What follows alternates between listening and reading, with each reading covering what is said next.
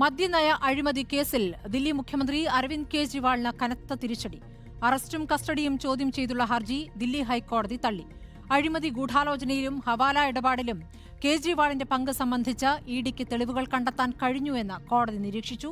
മുഖ്യമന്ത്രി ആയതുകൊണ്ട് കേസിൽ പ്രത്യേക പരിഗണനയ്ക്ക് അർഹതയില്ല എന്നും കോടതി വ്യക്തമാക്കുന്നു. ലോക്സഭാ തെരഞ്ഞെടുപ്പിന് ദിവസങ്ങൾ മാത്രം ബാക്കി നിൽക്കെ കെജ്രിവാളിനെയും ആം ആദ്മി പാർട്ടിയെയും പ്രതിക്കൂട്ടിൽ നിർത്തുന്നതാണ് ഹർജി തള്ളിക്കൊണ്ട് ദില്ലി ഹൈക്കോടതി നടത്തിയ ഗുരുതര പരാമർശങ്ങൾ. മദ്യനയ അഴിമതിയുടെ ഗൂഢാലോചന, അതിന്റെ ഭാഗമായ ഹവാല പണമിടപാട്, രണ്ടിലും കെജ്രിവാൾ പങ്കാളിയാണെന്നതിന് ഇഡിക്ക് മതിയായ തെളിവുകൾ ശേഖരിക്കാൻ കഴിഞ്ഞുവെന്ന് ജസ്റ്റിസ് സ്വർണകാന്ത ശർമ്മ നിരീക്ഷിച്ചു. തെരഞ്ഞെടുപ്പ് സമയത്തെ അറസ്റ്റിനെതിരെ കെജ്രിവാൾ ഉയർത്തിയ വാദങ്ങളും കോടതി പൂർണ്ണമായും തള്ളി. കേസ് കെജ്രിവാളും കേന്ദ്ര സർക്കാരും തമ്മിലല്ല, കെജ്രിവാളും ഇഡിയുമായാണ്. മുഖ്യമന്ത്രിയായതുകൊണ്ട് പ്രത്യേക പരിഗണന അർഹിക്കുന്നില്ല. രാഷ്ട്രീയ ധാർമ്മികതയല്ല കോടതിക്ക് പ്രധാനം, ഭരണഘടനാ ധാർമ്മികതയാണെന്നും ഹൈക്കോടതി ചൂണ്ടിക്കാട്ടി. അന്വേഷണവുമായി സഹകരിക്കാത്ത ഘട്ടത്തിലാണ് അറസ്റ്റ് നടന്നതെന്നും കോടതി വിലയിരുത്തി. മാപ്പുസാക്ഷികളുടെ മൊഴികൾ ഇഡിയുടെ സമ്മർദ്ദം മൂലമെന്ന കെജ്രിവാളിന്റെ വാദത്തിന് ഇത് നൂറ്റാണ്ടോളം പഴക്കമുള്ള മാപ്പുസാക്ഷി നിയമത്തെ അവിശ്വസിക്കുന്നതിന് തുല്യമെന്നായിരുന്നു ഹൈക്കോടതിയുടെ മറുപടി.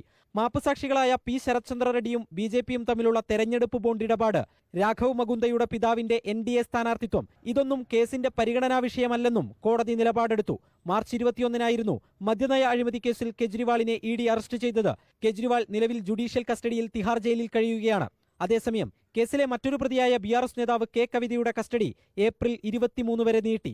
മദ്യനയ കേസിൽ സഞ്ജയ് സിംഗിന്റെ ജാമ്യത്തിലൂടെ ലഭിച്ച രാഷ്ട്രീയ മേൽക്കൈയാണ് ഇന്നത്തെ കോടതി നിരീക്ഷണങ്ങളോടെ ആം ആദ്മി പാർട്ടിക്ക് നഷ്ടമായത്. ഹൈക്കോടതി വിധിക്കെതിരെ സുപ്രീം കോടതിയെ സമീപിക്കുകയോ ജാമ്യാപേക്ഷ നൽകുകയോ ആണ് അരവിന്ദ് കെജ്രിവാളിന് മുന്നിലുള്ള നിയമവഴി. വീഡിയോ ജേർണലിസ്റ്റ് അബു താഹിറിനൊപ്പം reporter Sarath K Sasi, reporter Delhi.